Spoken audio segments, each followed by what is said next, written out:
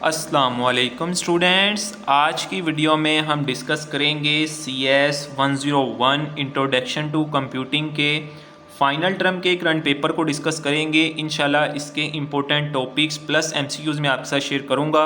अगर आप ये इम्पोर्टेंट टॉपिक्स प्लस MCQs कर लेते हैं तो इंशाल्लाह आप अपना पेपर जो है वो ईज़िली कवर कर लेंगे।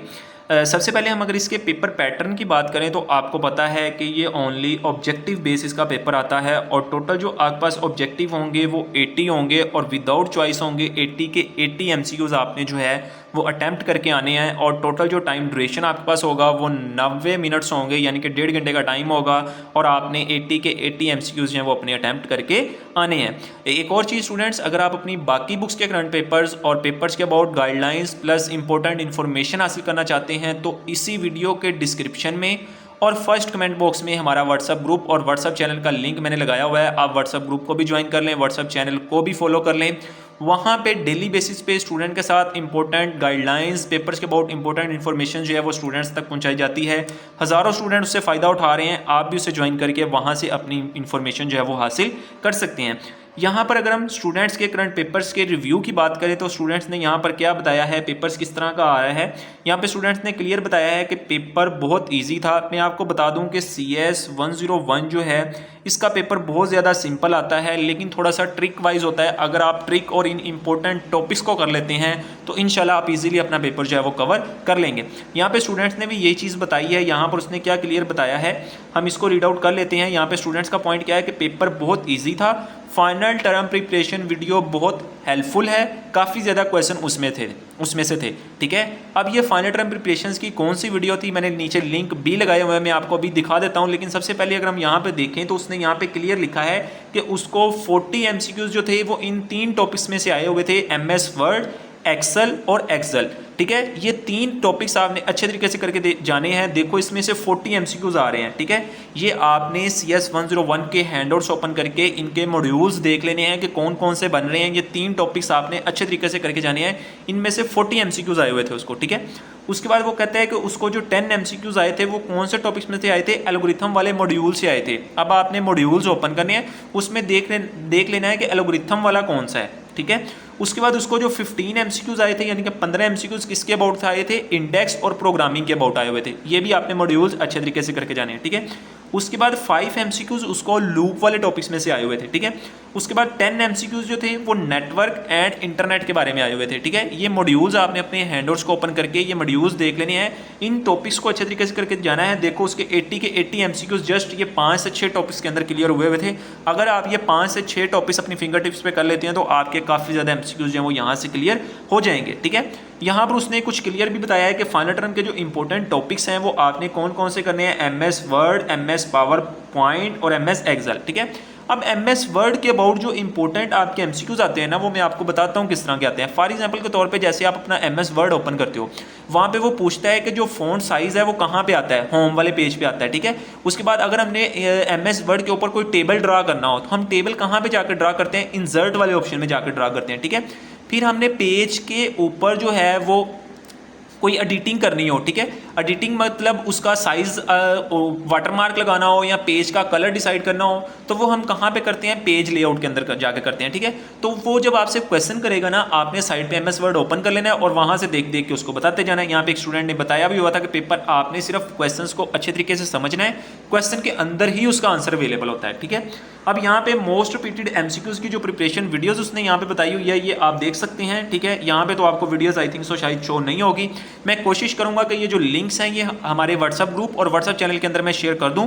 उसका लिंक मैं इसी वीडियो के डिस्क्रिप्शन और फर्स्ट कमेंट बॉक्स में पिन कर देता हूं। आप व्हाट्सअप ग्रुप को भी ज्वाइन कर लें, व्हाट्सअप चैनल को भी फॉलो कर लें, वहां पर मैं ये लिंक आपको शेयर कर दूंगा। आपको डायरेक्ट यूट्यूब की वीडियोस पे जाके आप प्रिपरेशन वीडियोस कर लीजिएगा, जहां से स्टूडेंट ने बताया है कि आप इन टॉपिक्स के पॉइंट जो है वो यहाँ से क्लियर कर सकते हैं। जहाँ पे उसने बताया है कि अगर आपके पास टाइम शॉर्ट है और आप फुल प्रिपरेशन करना चाहते हैं तो आप ये वाली वीडियोस देख सकते हैं। ठीक है, यहाँ पे ये शो नहीं हो रहा तो मैं आपको जब लिंक सेंड करूंगा तो आपको पता चल जाएगा। ठीक है, सेकंड स्टूडेंट की अगर हम बात करें तो सेकंड स्टूडेंट क्या कह रहे हैं, अस्सलाम वालेकुम जी, वालेकुम अस्सलाम, CS 101 पेपर डन। ठीक है, मोस्टली क्विज जो थे वो हैंडआउट्स में से थे, यानी कि 90% उसके जो MCQs आए थे वो हैंडआउट्स में से आए थे और 10% जो थे वो क्विज 4 और 5, जो आपके LMS के ऊपर जो क्विज होता है ना 4 और 5, वो कहता है कि 10% उसमें से आए थे, 90% जो MCQs थे वो हैंडआउट्स में से थे।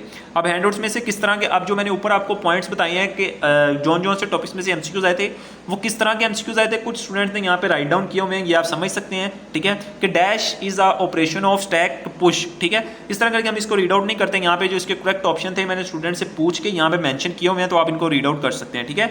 ये थर्ड MCQs आ गया, इसका ऑप्शन ट्री राइट है हमारे पास, इसका सिंबल 4 वाले का, ठीक है। 5 वाले के ऑप्शन मैंने 4 ऑप्शन नहीं दिए, जस्ट जो करेक्ट आंसर था वही यहाँ पे हाईलाइट करके मेंशन कर दिया, तो आप इसको रीड आउट कर सकते हैं। आपको आइडिया हो जाएगा कि इसके MCQs जो हैं वो उन टॉपिक्स में से किस तरह के आ रहे हैं। कुछ स्टूडेंट्स ने जो टाइप करके सेंड किए थे वो मैंने यहाँ पे आपको हाईलाइट करवा दिए हैं, ठीक है। ये आप आस्ता आस्ता यहाँ से रीड आउट भी कर सकते हैं, वरना मैं कोशिश करूँगा कि ये फाइल हमारे व्हाट्सएप ग्रुप और व्हाट्सएप चैनल के अंदर शेयर कर दूंगा, आप वहाँ से देख लीजिएगा, आप यहाँ से भी रीड आउट कर लीजिएगा, जैसे आपको ईजी लगे आप रीड आउट कर सकते हैं। यहाँ पे ये देखो, अब यहाँ पे जो मैंने बताया था ना कि आपका जो है वो कहाँ पे होता है, ये देखो page is an option of the ribbon, ribbon का ऑप्शन कहाँ पे होता है, इंसर्ट में जब आप जाते हो वहाँ पे होता है, ठीक है। इस तरह के MCQs पेपर में पूछे जाते हैं MS वर्ड के अकॉर्डिंग, ठीक है, और MS एक्सेल के अकॉर्डिंग भी, ठीक है।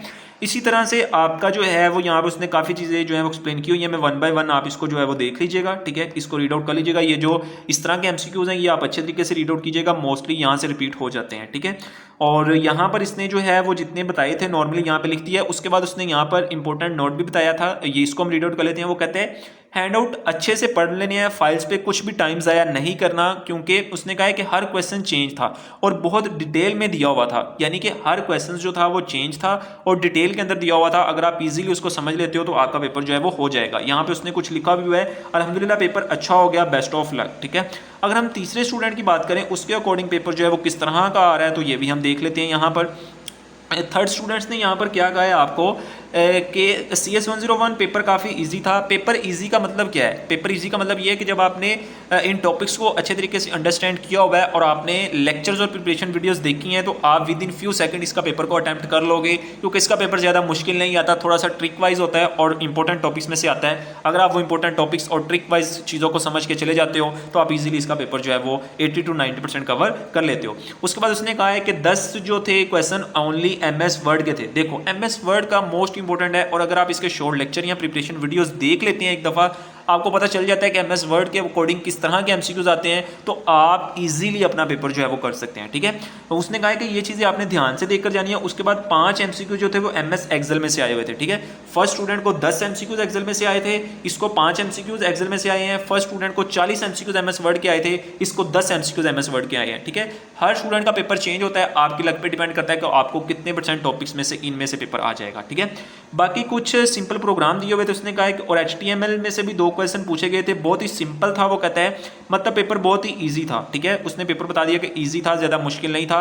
अब जो प्रिपरेशंस मैंने आपको ऊपर वीडियोस के लिंक बताए हैं वो मैं इंशाल्लाह हमारे व्हाट्सएप ग्रुप और व्हाट्सएप चैनल के अंदर शेयर कर दूंगा, या आप यूट्यूब पे रैंडम सर्च करके शॉर्ट लेक्चर की सीरीज़ या अपनी प्रिपरेशंस की वीडियोज़ एक दफ़ा लाजमी देख के जाइएगा, जिसके अंदर MS वर्ड, MS एक्सेल और MS पावर पॉइंट के जो टॉपिक्स हैं वो क्लियर करवाए गए हों, ताकि उनमें से टॉपिक्स बहुत ज़्यादा पेपर आ रहा है तो वो आपके टॉपिक्स अच्छे तरीके से क्लियर होने चाहिए, ठीक है। कुछ पेपर में एब्रीवेशंस भी किसी स्टूडेंट को 3-4 एब्रीवेशंस भी आ जाती हैं, तो पेपर्स के हवाले से जितनी भी इंपॉर्टेंट एब्रीवेशंस थी वो मैंने यहाँ पे राइट की हुई हैं, आप इनको देख लीजिएगा कि रैम का मतलब क्या होता है, रैंडम एक्सेस मेमोरी, रोम का मतलब क्या होता है, रीड ओनली मेमोरी, ठीक है। इस तरह से ये मैंने जो है वो इनकी ये शॉर्ट फॉर्म है, और आगे मैंने इनकी जो है वो लॉन्ग फॉर्म, उनकी एब्रीवेशंस जो है वो शामिल की हुई हैं, ठीक है। मैं इसको 1 बाय 1 स्क्रॉल कर लेता हूँ, आप इसको देख लीजिएगा, ये काफ़ी ज़्यादा है, ठीक है।